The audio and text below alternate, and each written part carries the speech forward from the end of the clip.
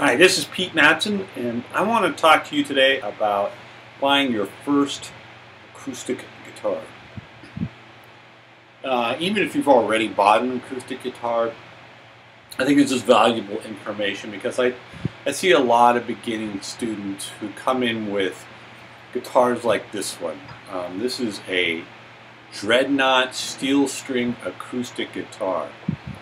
It's probably one of the most popular acoustic guitars out there. I'm not talking about the make of the guitar, I'm talking about the body style. And if you look at the body style of your typical Dreadnought guitar, it's very deep and big, and it's got this narrow waist here as opposed to a guitar like this,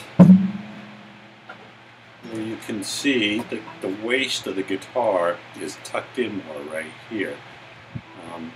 More about the guitar sizes and stuff later, but traditionally I see a lot of students who come in with these Dreadnought style guitars, and this may or may not be a good guitar for you. And let me explain. If you've got small hands or a smallish type person, the Dreadnought guitar is a really big guitar. It can cause you problems both with your left hand and right hand as to where you position and how you play.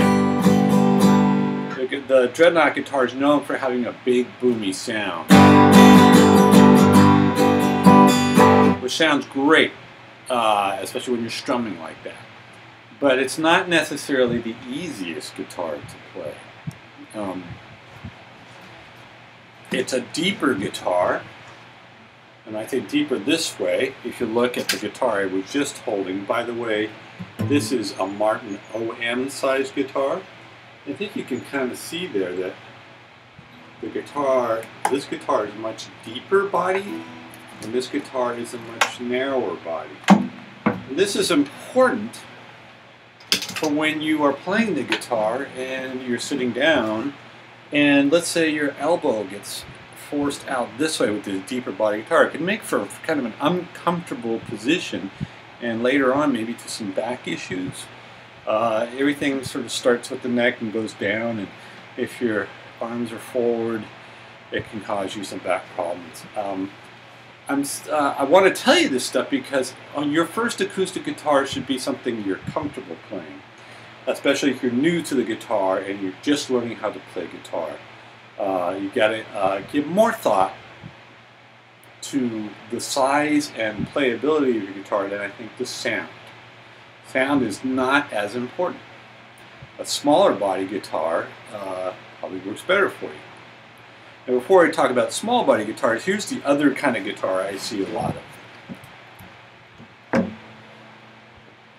This is your standard classical style guitar. It's not as deep as the Dreadnought guitar. The body's maybe a little bit smaller. The thing with the classical guitars is they're nylon string guitars, which are easier to press down than steel string, but the necks are pretty wide from here to here, right?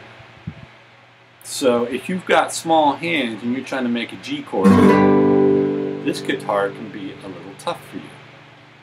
It's a trade-off. The strings are easier to press down, but harder to get your fingers to spread as far.